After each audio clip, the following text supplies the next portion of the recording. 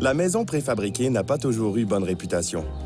Pourtant, diminuer l'impact d'un chantier peut être une bonne solution pour préserver l'environnement.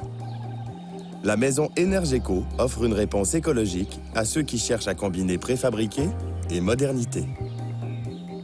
Le projet est né à force de rencontrer des clients, puis de se rendre compte qu'il y avait un changement qui s'en venait de la clientèle, qui cherchait de plus en plus à avoir des maisons plus contemporaines, avoir des maisons plus à économie d'énergie, parce qu'on en parle beaucoup.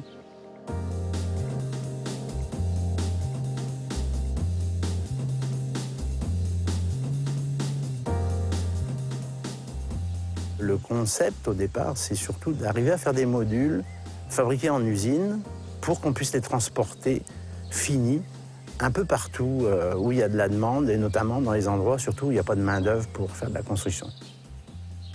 Notre concept aussi, notre idée, c'est de préserver l'environnement au maximum, de préserver la végétation, les arbres. Donc le but principal, c'est d'implanter nos maisons, les intégrer au maximum dans l'environnement, dans la forêt.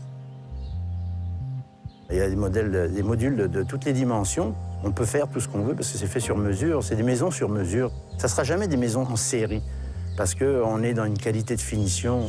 Puis on cherche quand même une architecture qui soit vendable et qui soit belle pour l'intégrer dans l'environnement.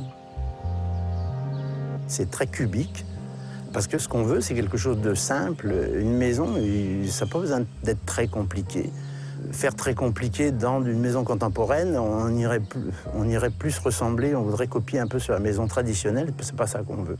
On veut quelque chose de très épuré pour justement capter le maximum les rayons du soleil, la lumière, et avoir une vue sur l'extérieur au maximum. C'est ça le concept de base. La maison écologique, en premier lieu, c'est son isolation. Alors pour les murs en conventionnel, on a R20, R22 et R35 pour les plafonds. Nous, dans ces modèles-là, on est R35 pour les murs, R45 pour les plafonds. Donc on a des codes qui sont nettement supérieurs. Ces maisons-là, on pourrait les livrer dans le nord québécois sans problème. Pour les murs, on utilise de l'uréthane de soya, ça c'est écologique. Pour les plafonds, on utilise des papiers et cartons recyclés.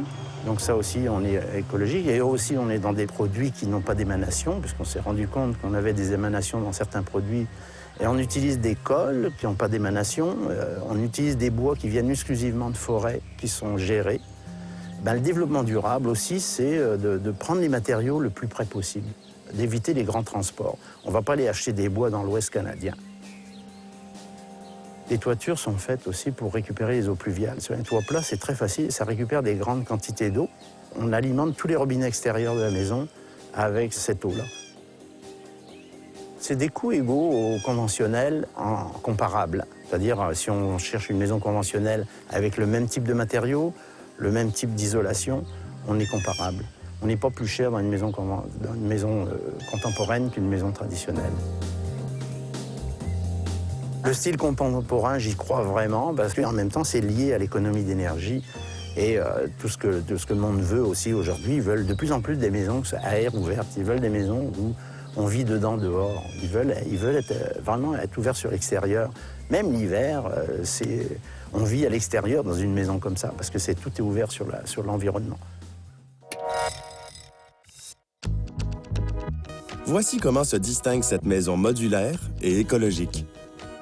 Les modules pré-usinés peuvent être assemblés là où il y a peu de main-d'œuvre. Les bois utilisés sont issus de forêts locales et bien gérées. Tant dans les murs que dans le plafond, l'isolation est optimale. Une cuve sur la toiture plate permet la récupération des eaux de pluie. Les cols et les peintures utilisées sont sans émanation.